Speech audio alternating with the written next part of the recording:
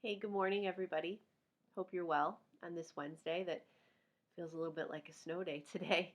Um, and this is my cat, Joey, who's apparently going to be in our video this morning. He very much felt like sitting on my lap. Uh, so today, what I'd like to do is talk about a post that you're going to see on Google Classroom, and it's the rubric for your introduction speech, and it's what I'm going to be using to grade you. And it's the rubric I would use to grade you if we were all in class together.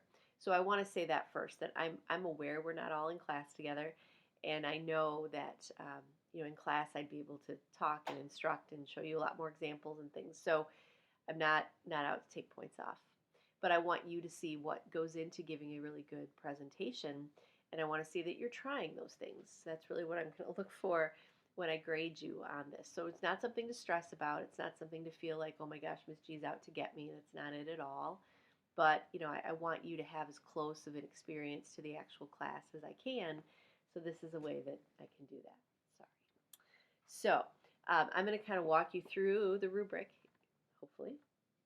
This is the fun of at-home videos, right? So, so my rubrics, every rubric you're going to see from me, breaks down into two areas. There's a nonverbal and kind of a verbal portion. So the verbal is the writing. So the first three things on this rubric are having an effective beginning, describing your partner, and having a clear ending. Those are things in writing. So those are things that you should be thinking about when you're putting your speech together. How is my speech going to begin? You shouldn't be starting your speech with, my name is. You don't need to do that. You shouldn't be starting your speech with, this is my partner or my partner's name is. That's boring. So think about a way that you can make your speech interesting from the beginning. What's a way that you could start your speech? Could it be a question? Could it be some kind of description? Could it be something funny? Could it be something startling? Could it be something that's going to grab our attention? And you're going to see that on every rubric I give you because I think that's a really important piece.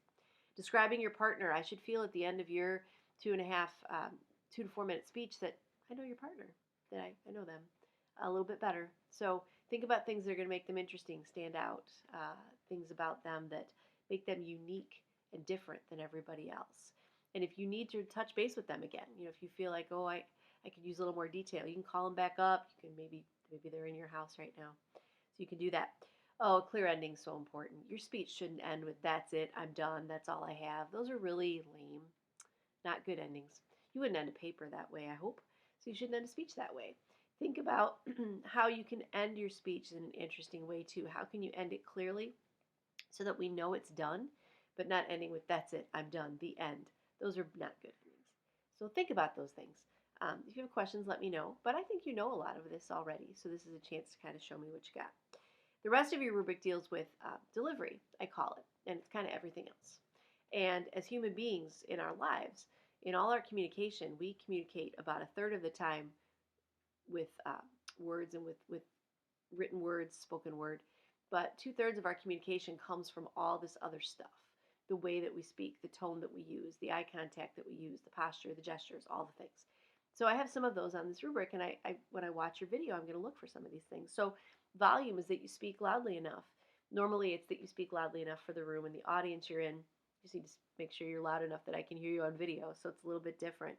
Articulation is a really important one, that your words are clear.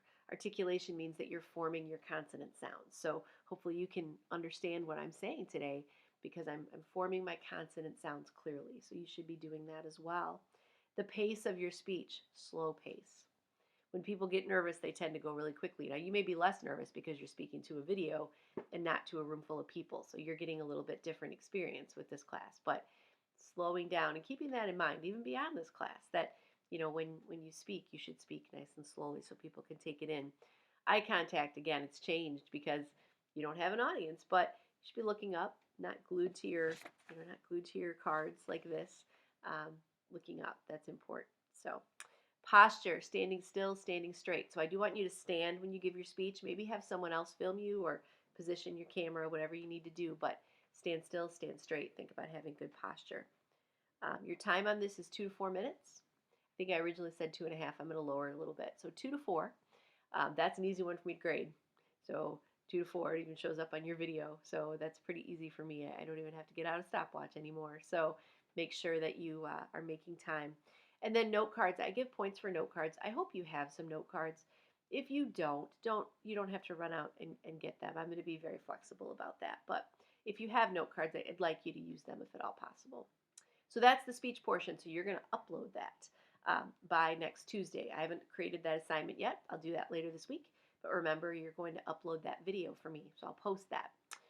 The other part of the rubric is your PowerPoint, your visual aid, Google Slides, whatever you choose to do. I'll post a separate assignment for that. It's also due Tuesday. This is all due Tuesday, okay, next Tuesday.